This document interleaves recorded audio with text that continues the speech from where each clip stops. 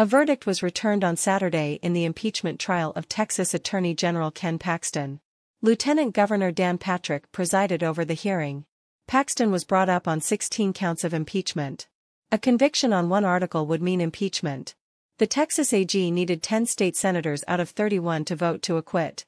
Paxton was acquitted on all 16 counts.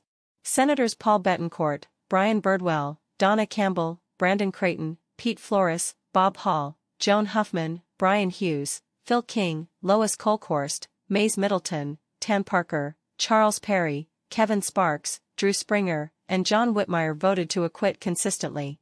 Paxton received 16 nay votes and 14 in favor for most of the articles, and was acquitted on every one. On Article 5, he picked up an extra vote, with 13 in favor and 17 opposed.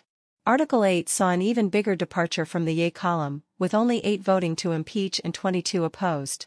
He received 18 nays for Article 9. Votes on Articles 11 to 14 were skipped, and then Patrick announced a vote on Article 17 after the votes on 15 and 16, for which Paxton was acquitted.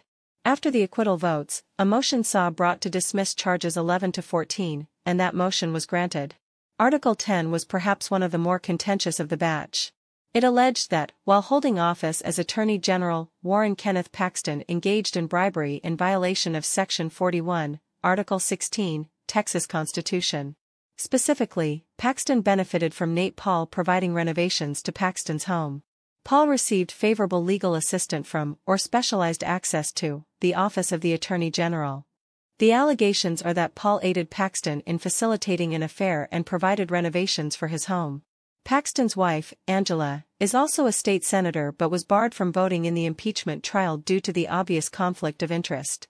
An interesting moment came on Day 7, when a witness for the prosecution revealed during questioning that it did not appear Paxton had made any renovations to his home, in contrast to what impeachment Article 10 claims. Attorney for Paxton, Tony Busby, questioned former Paxton personal assistant Andrew Wicker about the alleged renovations made to the Paxton's home.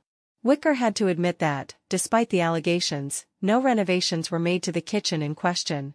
The impeachment trial opened on September 5, and was launched when he asked the Texas House to approve a payment of $3.3 million to former staff who had accused him of workplace abuse and were fired. The House didn't fund that settlement, and impeachment charges were brought.